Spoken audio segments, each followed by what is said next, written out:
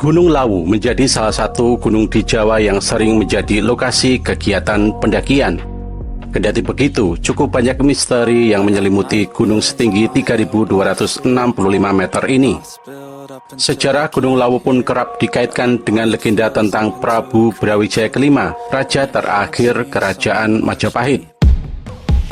Terletak di perbatasan dua provinsi, meliputi Kabupaten Karanganyar di Jawa Tengah serta Kabupaten Ngawi dan Kabupaten Magetan di Jawa Timur.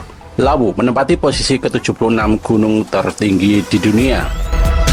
Gunung ini memiliki 3 puncak, yaitu Hargodalem, kemudian Hargodumiling, dan yang paling tinggi bernama Hargodumilah. Gunung Lawu sebenarnya termasuk gunung api. Bahkan Stephen Pexell dalam buku bertajuk Indonesia tahun 2003 menyebut bahwa Lawu merupakan salah satu gunung volcano terbesar di Jawa. Hanya saja gunung ini cukup lama beristirahat alias tidak aktif. Tercatat Gunung Lawu terakhir kali erupsi pada 28 November tahun 1885.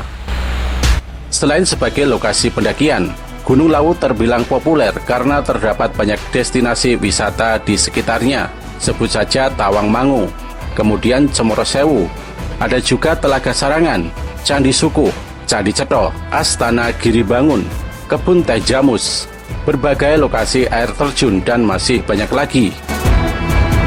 Sejarah Gunung Lawu kerap dikaitkan dengan legenda yang menyelubungi masa lalu gunung ini. Keberadaan Candi Sukuh dan Candi Cetho seolah menjadi penanda bahwa Gunung Lawu terhubung dengan Kerajaan Majapahit, terutama di masa menjelang keruntuhannya, yakni pada abad ke-15 Masehi. Puncak Lawu disebut-sebut menjadi tempat bersemayamnya Prabu Brawijaya kelima, raja terakhir Majapahit.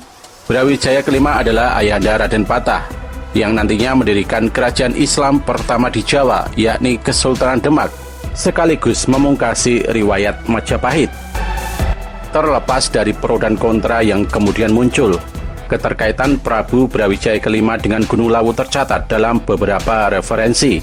Salah satunya dinukil dari Ensiklopedia Adat Istiadat Budaya Jawa tahun 2007 karya Purwadi. Disebutkan kala itu Majapahit harus menghadapi peperangan dengan Kerajaan Keling atau Kediri yang dipimpin oleh Raja Girindrawardana pada tahun 1478. Lantaran terdesak, Brawijaya kelima menyingkir ke Gunung Lawu dan menghabiskan sisa hidupnya sebagai pertapa. Petilasan terakhir sang raja dikenal sebagai Pringgondani. Ada pula yang menyebut alasan Brawijaya kelima menyepi ke Gunung Lawu karena ia mempunyai firasat bahwa Majapahit diambang keruntuhan dan sulit untuk diselamatkan. Ditambah lagi Brawijaya kelima risau karena sang putra Raden Patah memeluk Islam dan membangun kekuatan baru di Demak. Jejak Prabu Brawijaya kelima di Gunung Lawu dapat ditelisik dari banyaknya penganut Buddha di desa-desa yang terletak di lereng gunung tersebut. Ong Hok Ham lewat buku Madiun dalam Kemelut Sejarah tahun 2018 menuliskan, Raden Patah pernah mengutus adiknya yang bernama Raden Alkali untuk mengislamkan warga di lereng timur Gunung Lawu. Ada 3 jalur utama pendakian untuk menuju puncak Gunung Lawu, yakni dimulai dari Cemoro Kandang di Tawangmangu, Jawa Tengah, kemudian Candi Cetho di Karanganyar, Jawa Tengah, atau Cemoro Sewu di Sarangan, Jawa Timur. Selain ketiga jalur utama yang populer dan cukup dikenal itu, sebenarnya masih ada satu lagi jalur pendakian di Gunung Lawu. Jalur pendakian alternatif itu dilakukan dari tempat bernama Singolangu yang termasuk dalam wilayah Magetan. Pendakian Singolangu terletak tidak jauh dari Telaga Sarangan, sekitar 3 km jaraknya. Oleh sebagian kalangan, jalur ini dipercaya sebagai jalur pendakian tertua untuk menuju ke puncak Lawu. Di sepanjang jalur Singolangu ini dapat ditemui beberapa petilasan ataupun situs. Di sisi lain, Gunung Lawu menyimpan misteri yang terkadang sukar diterima oleh akal sehat. Selain sebagai lokasi pendakian bahkan tempat wisata, gunung ini juga seringkali menjadi tujuan bagi orang-orang yang punya kepentingan spiritual. Setiap malam 1 Suro atau malam 1 Muharram misalnya, banyak orang yang mendaki Gunung Lawu hingga ke puncak untuk melakukan ritual ataupun berziarah. 3 puncak utama Gunung Lawu kerap dianggap sebagai salah satu tempat paling sakral di Pulau Jawa.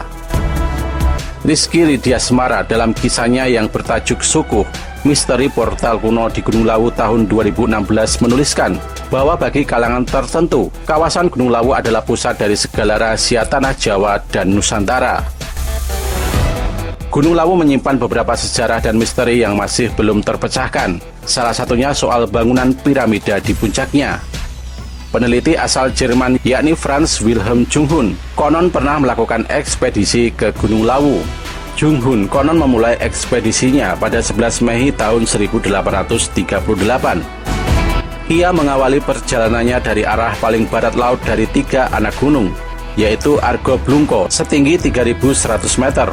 Kemudian Argo Tumiling, lebih dikenal Argo Dumiling sekarang, dengan ketinggian 3.193 meter, juga disebut Argo Tiling. Dan berakhir pada puncak tertingginya, yakni Argo Dumilah, di ketinggian 3.265 meter di atas permukaan laut. Ekspedisi itu dicatatkan oleh residen Madiun bernama Lucien Adam.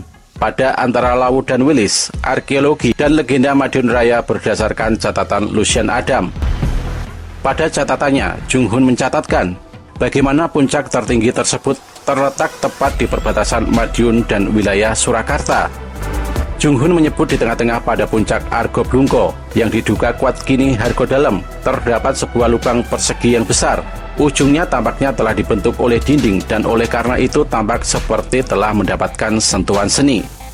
Kemudian di Argo Dumiling, Junghun kembali mencatatkan bahwa ada lalu lintas manusia di sebagian besar area permukaannya yang kecil yang telah ditata lagi dalam bentuk ruang-ruang persegi yang ujung-ujungnya terdiri atas batu-batu kasar dan saling bertumpukan.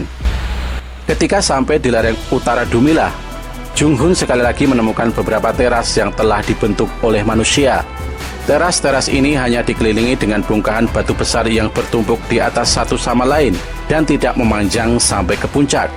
Menurut uraiannya, bentuk bagian puncak berupa sebuah dataran persegi. Lebarnya sekitar 15 kaki atau sekitar 4,57 meter. Pada ketinggian 3 kaki atau 0,914 meter, dataran itu dikelilingi oleh dinding yang terbentuk dari batu-batu yang ditumpuk secara kasar. Sebuah pondok yang sederhana terbuat dari papan ditemukan di tempat ini. Bagian dalamnya memiliki begitu banyak ruang. Pondok itu menempati sebagian besar permukaan puncak. Bagian yang tersisa dari pondok itu hanyalah koridor sempit di antara dinding-dinding rumah. Berbagai cerita yang bernuansa mistis acapkali juga menyertai hal-hal yang terjadi di Gunung Lawu. Mitos, misteri, kisah gaib dipercaya atau tidak seolah menjadi sensasi tersendiri di Gunung Lawu, termasuk bagi para pendaki.